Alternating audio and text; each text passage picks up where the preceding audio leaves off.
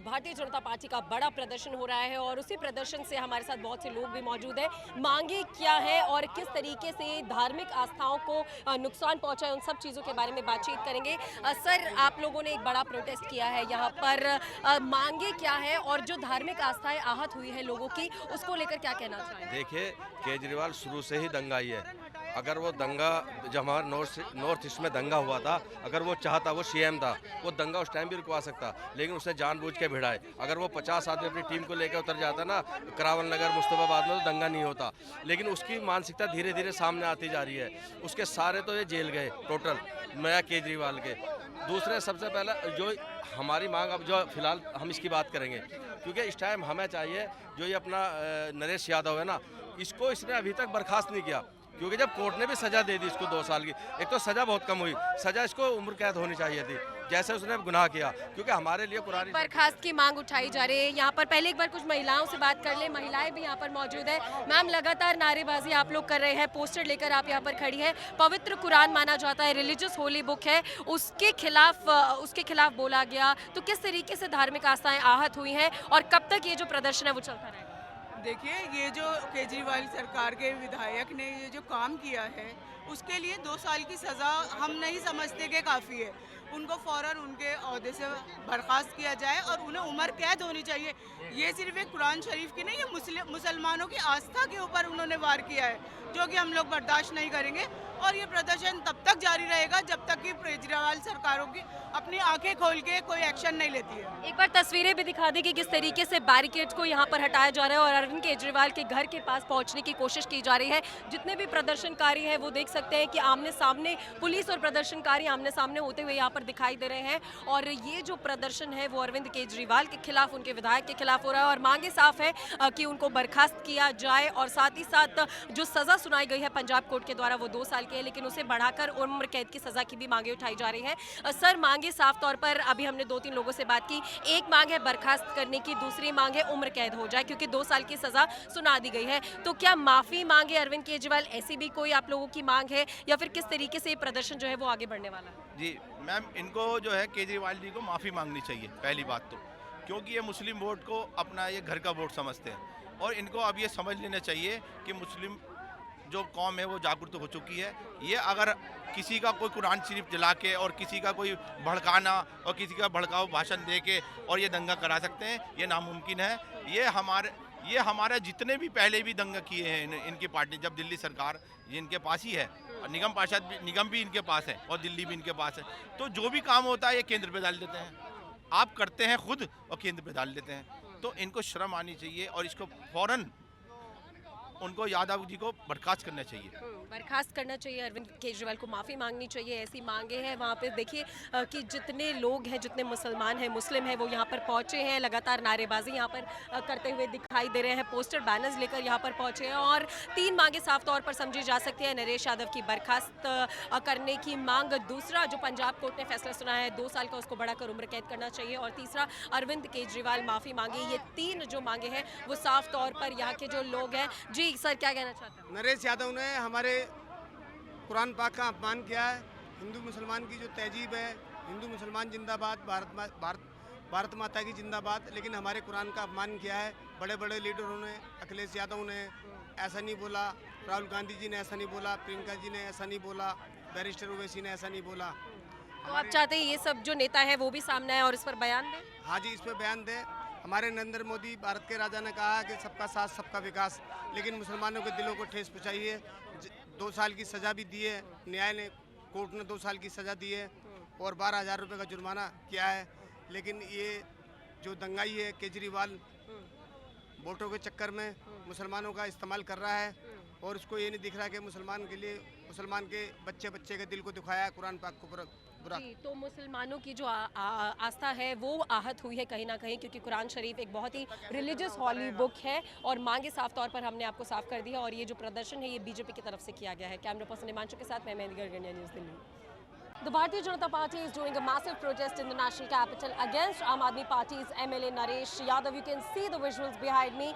People are standing on the barricadings, continuously sloganeering. But if I talk about what is the issue here, then the Mehraulih's MLA, Aam Aadmi Party's MLA Naresh Yadav in 2016 has said something demeaning about Quran, and after that this issue escalated.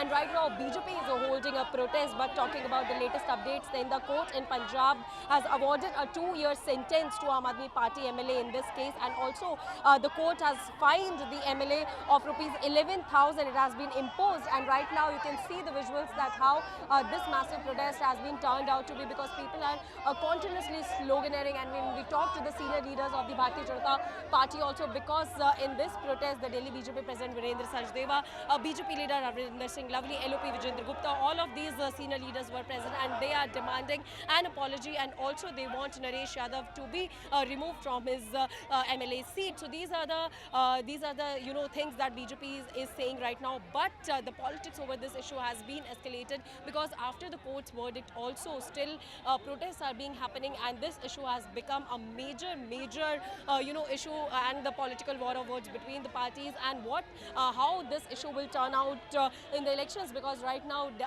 national capital is all set to go into the assembly elections vibe and era, and this is a very religious issue that has been being protested by the BJP right now here. What impact will there be on the elections of these protests, and what will Aam Aadmi Party comment on this, and will give a statement after this massive protest? Because BJP is very clear on their stance that the India Alliance, all the alliance partners, they also targeted Mamata Banerjee, Farooq Abdullah, because BJP is allegedly saying that they all are silent on this major issue, because Quran is a very religious holy book, and saying something derogatory for that holy book is not at all appropriate. So there are various demands of the Bharatiya Janata Party.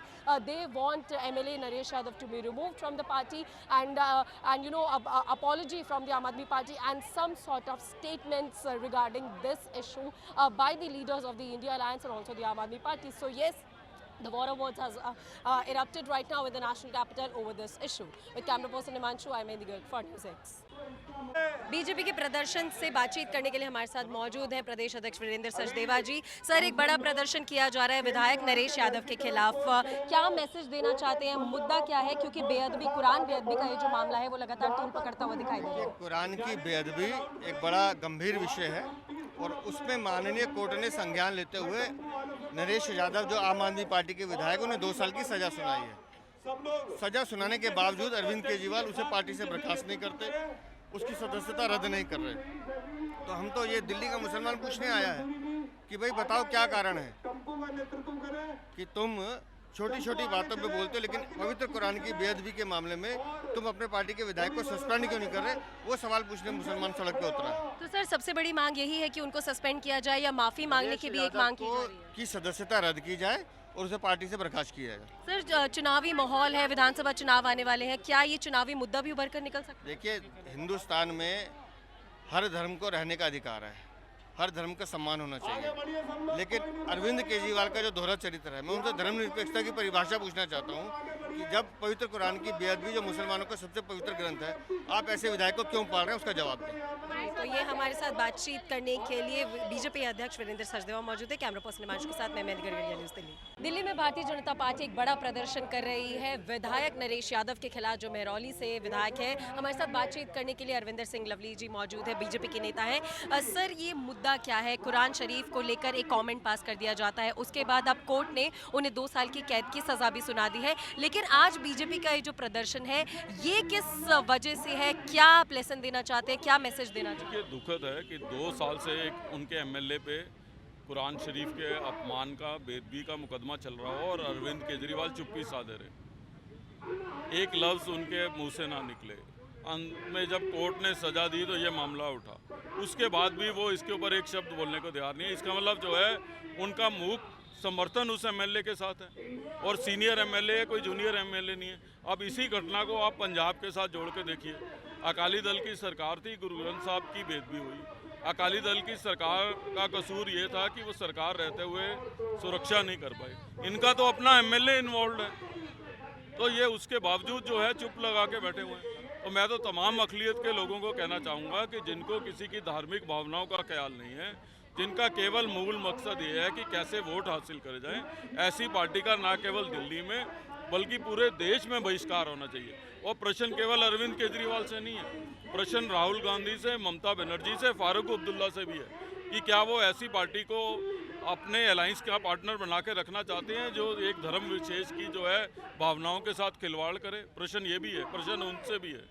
Sir, आपने सवाल तो बहुत सारे खड़े कर दिए India alliance से भी, सभी पार्टियों से, लेकिन फिलहाल बीजेपी की मांगे क्या है? क्या आम आदमी पार्टी सामने आए, कोई मैसेज जारी करे? असली चेहरा लोगों के सामने लेके आना चाहते हैं। ये हमारे पे उंगली लगाते हैं। हमारे नेता का तो नारा है सबका साथ सबका विकास, इनका नारा है केवल हमको वोट दीजिए चाहे सबका विनाश हो।